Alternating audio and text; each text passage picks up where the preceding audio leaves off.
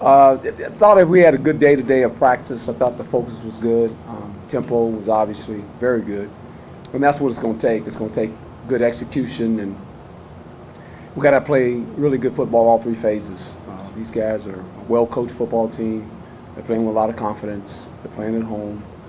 Coach has done a nice job. They've got some really good players on offense. Got a really good quarterback, strong arm, can make some plays with his legs. Have receivers, I said, similar to the Keel.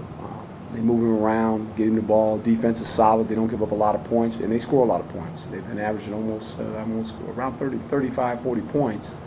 Defense is stingy. They don't give up a lot of big plays. So this is a good match for us to go up there and have to execute very well. We're going to win this football game. Coach, they do some things with their quarterback runs, design runs, and yeah. How do you make sure that you keep him contained? Well, you got to have good eyes. You can't have dirty eyes. In other words, when you have the quarterback, you got to make sure you watch the quarterback, and that's part of college football that makes it so difficult. Pro football quarterbacks, they make too much money to run. They don't get paid to run; they get paid to throw. College football is a little bit different. It's a different element, and every scheme you have to realize that the quarterback, especially when they run the RPOs and they run those things, he's an available asset to run. And if you get out of your lane and you lose sight of it, and they do a lot of what I call deception. They have people running across formations and taking handoffs, and all of a sudden, I got him, he got him. Oh, nobody, we receive, right? Because the quarterback's running for a touchdown. So we got to have clean eyes. That's important. Herm, is he one of the more physical running quarterbacks? Yeah, he's big. He's a big man and athletic. I think he's about 6'5", 230. He's a big man that can run. You don't realize how big he is until you watch him on tape, and he's hard to tackle. Against UCLA, he makes a great play.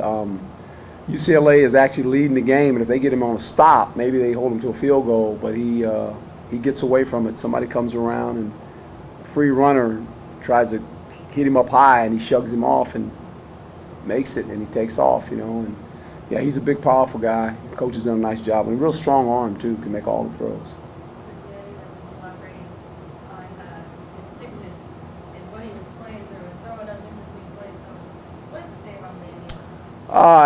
And that's football, but I know when he was going through that, I went over there and laughed at him. I said, "You feel better now, don't you?"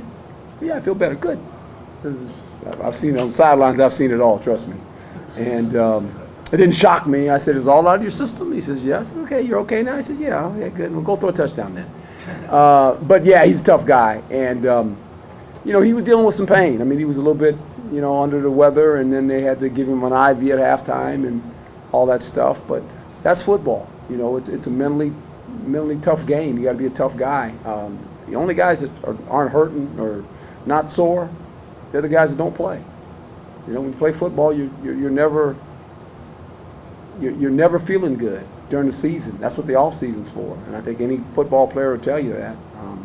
But I like his toughness, his mental makeup. That's why, he's a good player, because he's a mentally tough guy. Mutual agreement that he is no longer with the program. You said that he didn't want to come out. You didn't think he'd have to come out or come out. Did you think at any point he would have to come out just because he wasn't feeling well? No. After he been over a couple times, I said, I know you're not coming out of this game. He goes, "No." I said, "Okay. All right, have some more water. Here's the play we want to run." Yeah, that's how the conversation went. I didn't never think he was going to leave the game. No.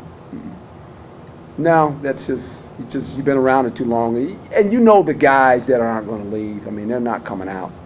It's just not. I mean, now sometimes you try to protect them.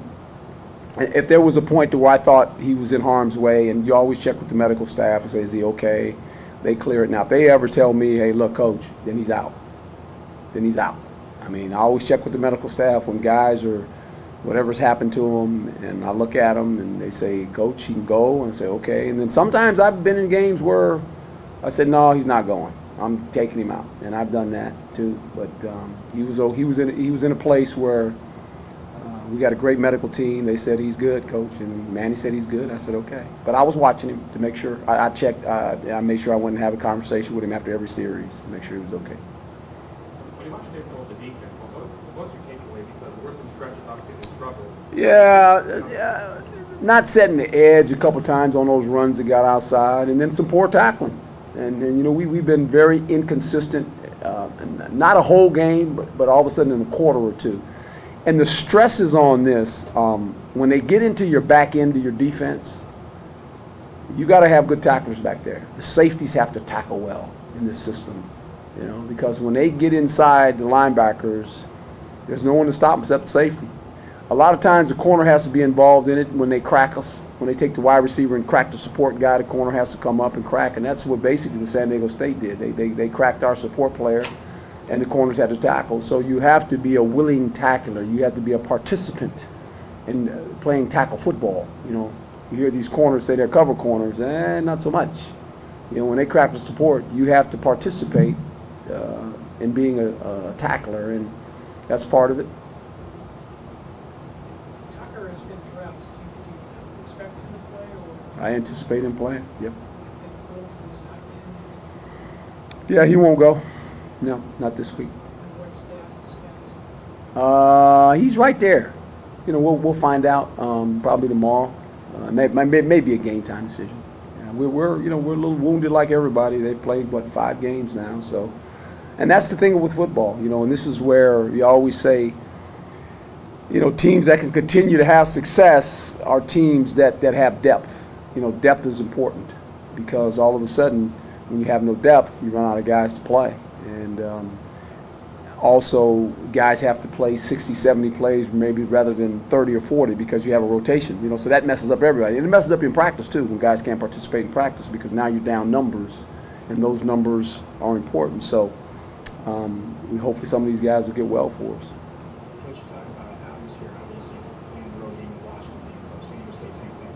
Now going to see you, like you said, man, you said they're rolling. What is the experience from those atmospheres? How does that help them in this game? Well, I think that they'll understand that the crowd will be very boisterous. They'll be loud. I went there one time when I was a Cal, and we played them. Coach Crowder was the coach, and they had Cliff Branch and Cullen Bryant and J.V. Kane. And I think the running back was Charles Davis. I went there as a freshman, and I can remember they were a pretty good football team. I think they ended up 8-3 that year or something like that. And I was a freshman, you know, college football, you're a freshman, you go, and they were in the Big 8, I believe it was then. If I'm going way back, I know. And that's the last time I had actually been in that stadium. But beautiful atmosphere, I know. Just watching it on television, crowds are boisterous. They sit right behind you, it looks like to me. So you can almost, if you're a beer drinker, you can actually, you know, have somebody's beer. It's because they leave it right there behind the bench. Make sure our guys don't do that. But they're boisterous. They get after it, you know, and they're loud in there, and that's part of it. And that's part of going on the road. You gotta deal with that. Like I say, I love going on the road. I love our atmosphere here. The experience that I'm gaining for me right now is going into different venues and watching how the crowds act in those venues. That's fun for me. I mean, to go to Washington, and you know, I've been there before, but not since they renovated the stadium. To watch the crowds, I mean, that's college football. That's what makes it so unique. You know, you go to these great venues, and college football has, you know, has tradition. They got a lot of fan base. You know, those are the games that the parents go when their kids go to the school, and it just kind of goes down, you know. And it's funny, you go in there and you watch what people, you kind of watch how they do something. Every stadium has something, has some little thing, you know. And you, like Washington, when they did I guess they turned I didn't know what that was, the cell phones on, they had the lights, and they were playing the music. I was like, it's pretty interesting, you know. So you just, I'm caught up in it too. For like a second or two, I sit and watch it, and it's pretty good. Pretty good. They're doing good, you know. But then you go back to the game. Last one, Jeff. You don't necessarily like to be in the bubble, but you've been there. I mean, you got the quality of work that you know. Yeah, and the reason because of the field, the conditions, you can't take players out there. And you know, I'm one of those guys. I rather practice efficient and with speed rather than sloppy. There were times in Kansas City that we had a built-in place. Well, it was wet outside or cold outside, could have went outside, and I just said, well, no, what we'll do, we'll open the doors and let the cold come in and play on the good surface. Because I want efficient practices. I don't want sloppy practice. I'm not one of those coaches that say we got to go play in it. Well, we'll play in it when we play in it. But let's practice real well first, and then we'll adapt to it. So I'm on that side of it, and I say that as a former player. I mean, you know, I can remember with Dick Vermeil, we didn't have a bubble, and we were going outside with Dick. I mean, it's just, and I can remember his practices were 2.5, 3 hours, and in JFK, going across the street from the vet, and I can remember those big old garbage cans. We used to put firewood in the garbage cans, and because it was so cold, and it was a little fire, and one day one of the guys' jerseys caught on fire. I'm like, but it's so cold out there. You know, it's like cold. When we're not in, we're running over there warming our hands up, and one of the guys' capes was on fire. I said, what else is new? You know, it's Philadelphia. I mean, that's what we do.